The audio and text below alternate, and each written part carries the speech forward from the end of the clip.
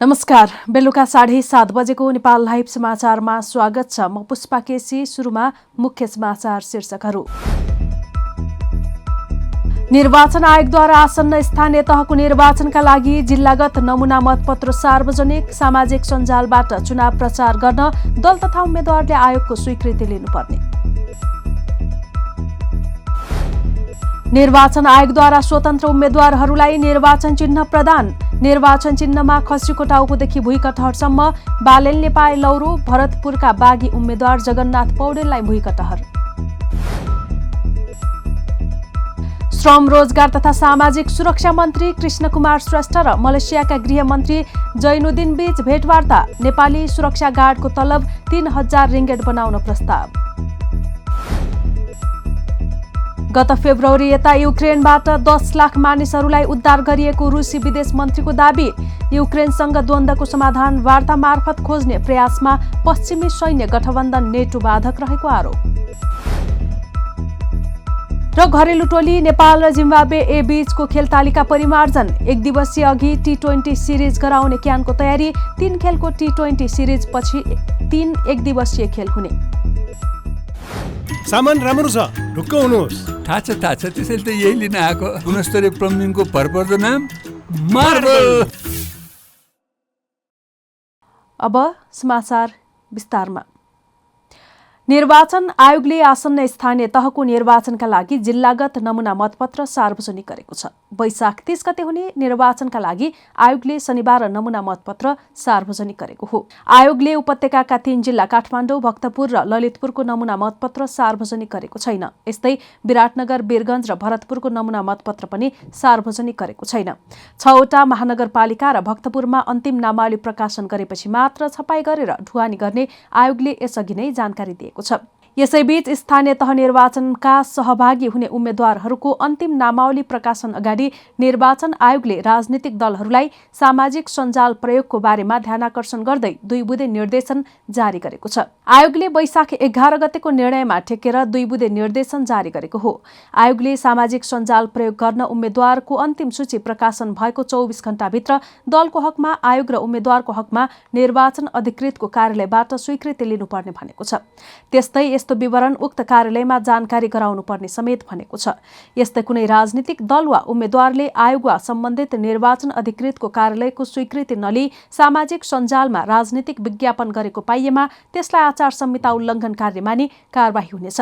सामाजिक सञ्जालको प्रयोग सम्बन्धमा राजनीतिक दल, उम्मेद्वार तथा राजनीतिक दलको भातृ संगठनका नाममा आयोगले यस्तो निर्देशन जारी गरेको हो। फेसबुक, ट्विटर, भाइबर, व्हाट्सएप लगायत सामाजिक सञ्जालबाट चुनावको प्रचारका लागि आयोग र निर्वाचन कार्यालयबाट स्वीकृति नलिएको उजुरी परेमा आचार संहिता उल्लङ्घन गरेको आरोपमा कारबाही हुने आयोगले चेतावनी दिएको छ। पछिल्लो समय फेसबुकमा उम्मेद्वारहरूको प्रचार र आलोचना बढेकाले आयोगले अनुगमन र नियमनका लागि राजनीतिक दल र उम्मेद्वारको सामाजिक सञ्जालको विवरण बुझाउने र स्वीकृति लिनुपर्ने व्यवस्था कार्यान्वयनमा ल्याएको हो। नेकपा एमालेको तर्फबाट पोखरा महानगरपालिकाको मेयर र उपमेयरका उम्मेद्वार कृष्ण थापा र मञ्जुदेवी गुरुङले घोषणापत्र सार्वजनिक गरेका छन्। शनिबार सार्वजनिक घोषणापत्रमा आगामी 5 वर्षभित्र पोखरालाई देशकै उत्कृष्ट शिक्षा, स्वास्थ्य, खेलकुद, पर्यटन, सूचना प्रविधि र वातावरण मैत्री महानगरपालिकामा रूपान्तरण गरिने प्रतिबद्धता व्यक्त गरिएको छ।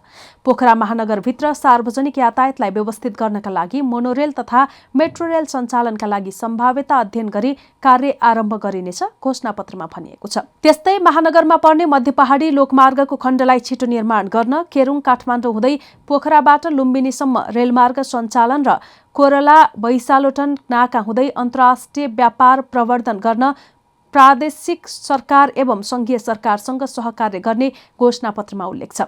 महानगरको फोहोर सङ्कलनबाट मोहर बनाउने गरी त्यसको प्रशोधनबाट ऊर्जा, निर्माण सामग्री र कम्पोस्ट मल उत्पादन गरिनेछ घोषणापत्रमा भनिएको छ। पोखरा महानगर अनुसन्धान केन्द्र स्थापना गरी खगोल विज्ञान, प्राकृतिक विज्ञान र सामाजिक विज्ञानका विविध विषयवस्तुको अध्ययन अनुसन्धान कार्यलाई अगाडि बढाइने बताइएको छ। त्यस्तै हरेक वैशाख 1 गतेका दिन महानगरका सबैभन्दा ज्येष्ठ महिला र पुरुषलाई महानगर माता र महानगर पिताको रूपमा सम्मान प्रदान गरिने घोषणापत्रमा उल्लेख छ। निर्वाचन आयोगले आज स्वतन्त्र उम्मेद्वारहरूलाई निर्वाचन चिन्ह प्रदान गरेको छ। वैशाख 30 गते हुने स्थानीय तहको निर्वाचनका लागि 11 र 12 गते उम्मेद्वारी दिएका स्वतन्त्र उम्मेद्वारहरूलाई चुनाव चिन्ह वितरण गरिएको हो। उम्मेद्वारीका आधारमा जिल्ला अनुसार निर्वाचन चिन्ह वितरण भइरहेको हो। कुनै पनि दलमा नलागेका र पार्टीबाट टिकट नपाएपछि बागी उठेकाहरू स्वतन्त्र रूपमा उम्मेद्वार हुँदै चुनावी मैदानमा रहेका छन्। करिब 1,50,000 मनोनयन दर्ता गर्ने मध्ये 12,700 को संख्यामा स्वतन्त्र उम्मेद्वारहरू रहेका छन्।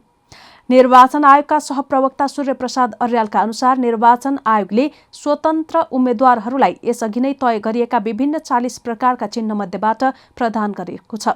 निर्वाचन आयोगले स्वतन्त्र उम्मेद्वारहरूका लागि भ्यागुतो, गुलाबको फूल, भुइँकटहरदेखि खसीको टाउको जस्ता निर्वाचन चिन्ह वितरण गरिएको अर्यालले बताए। राष्ट्रिय मान्यता प्राप्त राजनीतिक दलका उम्मेद्वारले भने दलकै चुनाव चिन्ह पाउनेछन्। राष्ट्रिय दलको मान्यता नपाएका तर गत संसदीय निर्वाचनमा समानुपातिक प्रणालीतर्फ भाग लिएका दलहरूले पनि स्थानीय तह निर्वाचनमा आफ्नै दलको निर्वाचन चिन्ह पाउँछन्।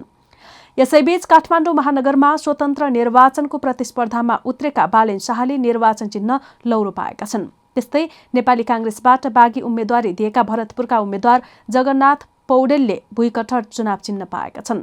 यस्तै विराटनगर महानगरपालिकामा मेयर पदका लागि स्वतन्त्र उम्मेद्वारी दिएका उमेश यादवले लालटिन चुनाव चिन्ह पाएका छन् भने धनगढी उपमहानगरपालिकामा स्वतन्त्र उम्मेद्वारी दिएका गोपाल हमालले आँप चुनाव चिन्ह पाएका छन्। तर यता पोखरा महानगरपालिकाको मेयरका लागि अटेरी अभियानका तर्फबाट स्वतन्त्र उम्मेद्वारी दिएका गणेश पौडेलको चुनाव चिन्ह लौरो खोसेपछि निर्वाचन अधिकृतको कार्यालय अगाडि नाराबाजी भएको छ।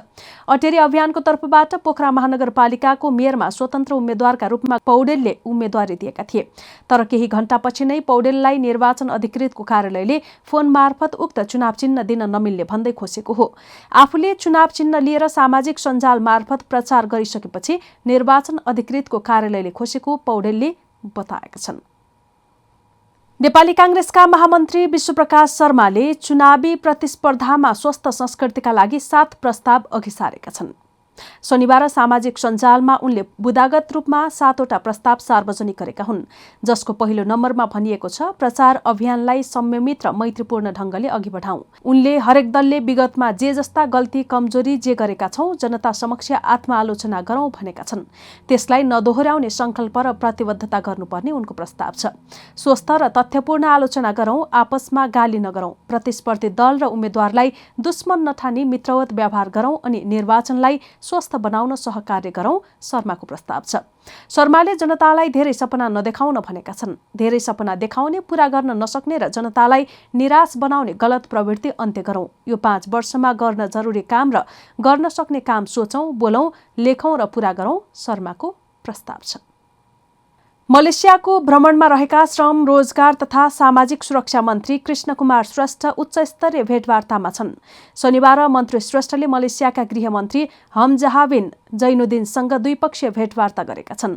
पुत्रजया स्थित गृह मन्त्रालयमा भएको भेटवार्तामा उनीहरूबीच नेपाल मलेसिया सम्बन्धका साथै द्विपक्षीय हित र साझा चासोका विविध विषयमा कुराकानी भएको मन्त्री श्रेष्ठको सचिवालयले जनाएको छ। मन्त्री श्रेष्ठले मलेसियामा रहेका नेपाली सुरक्षा गार्ड सहित अन्य श्रमिकको सेवा सुविधा र अधिकारको विषयमा गृहमन्त्री जैनुद्दिनसँग छलफल भएको बताए। श्रेष्ठले नेपाली सुरक्षा गार्डको मासिक तलब 3,000 मलेसियन रिङ्गेट हुनुपर्ने प्रस्ताव गरेका छन्। नेपाली कामदार मेहनती र इमान्दार हुने चर्चा गर्दै गृहमन्त्री जैनुद्दिनले गोर्खा गार्ड्सका रूपमा मलेसियामा नेपालीहरूको राम्रो प्रभाव रहेको बताएका छन्। नेपाली युवाहरूलाई सिपयुक्त बनाई थप रोजगारीका अवसरहरू प्रदान गर्ने, शून्य लागतको सिद्धान्तलाई प्रभावकारी बनाउने, स्वास्थ्य सामाजिक सुरक्षा 24 घण्टा प्रभावकारी हुने बीमा सुविधाको व्यवस्थाबारे पनि उनीहरूबीच छलफल भएको छ। नेपालमा सुरक्षा गार्ड सम्बन्धी तालिमको व्यवस्था गरी सिपयुक्त बनाउने बारे समेत उनीहरूबीच छलफल भएको थियो। नेपालबाट सुरक्षा गार्डमा जानेहरूमा पूर्व सेना वा पूर्व प्रहरीका साथै आधारभूत तालिम लिएका युवाहरू छन्। हामी नेपाल लाइभ समाचारमा छौं। अब अन्तर्राष्ट्रिय समाचार।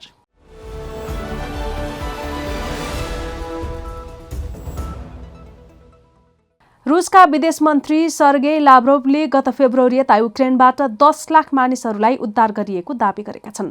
फेब्रुअरी 24मा रुसले युक्रेनमाथि आक्रमण गर्न सुरु गरेको थियो। त्यसपछि मस्कोले युक्रेनी नागरिकहरूलाई इच्छा विपरीत सीमा पारी लगिरहेको आरोप युक्रेनले बारम्बार लगाउने गरेको छ। चिनिया सरकारी सञ्चार माध्यमलाई अन्तर्वार्ता दिँदै लाभ्रोभले उद्धार गरिएकाहरूमध्ये 1,20,000 विदेशी नागरिक रहेको बीबीसीले जनाएको छ।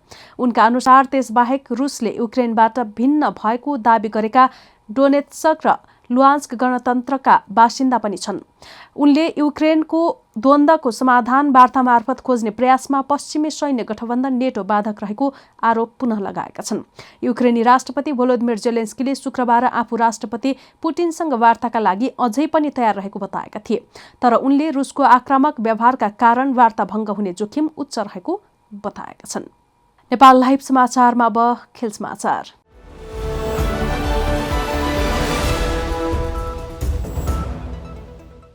घरेलु टोली नेपाल र भ्रमणकारी टोली जिम्बाब्वे ए बीचको खेल तालिका परिमार्जन भएको छ। यसअघि यी दुई टोली बीच 3 एकदिवसीय सिरिज पहिले हुने तय थियो, तर टियु मैदानमा शनिबार बिहानदेखि निरन्तर वर्षा हुँदा 9:30बाट सुरु हुने भनिएको खेल टस समेत नभई स्थगित भएको थियो। खेल स्थगित भएपछि नेपाल क्रिकेट संघले तालिका परिमार्जन गरिएको बताएको छ। क्यानका अनुसार आइतबारदेखि T20 खेल हुनेछ। 3 खेलको T20 सिरिजपछि 3 एकदिवसीय खेल हुनेछ।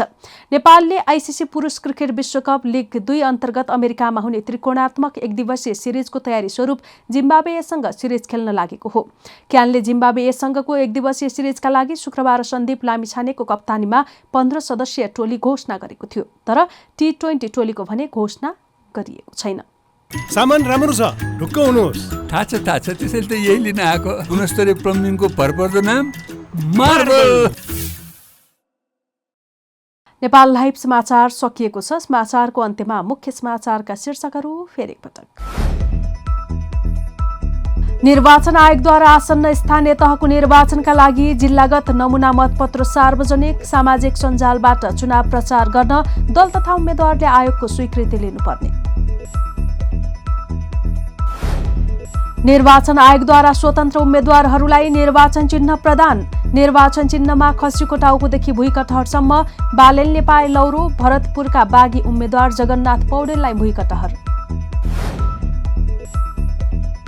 श्रम रोजगार तथा सामाजिक सुरक्षा मन्त्री कृष्णकुमार श्रेष्ठ र मलेसियाका गृहमन्त्री जैनुद्दिन बीच भेटवार्ता। नेपाली सुरक्षा गार्डको तलब 3,000 रिङ्गेट बनाउन प्रस्ताव।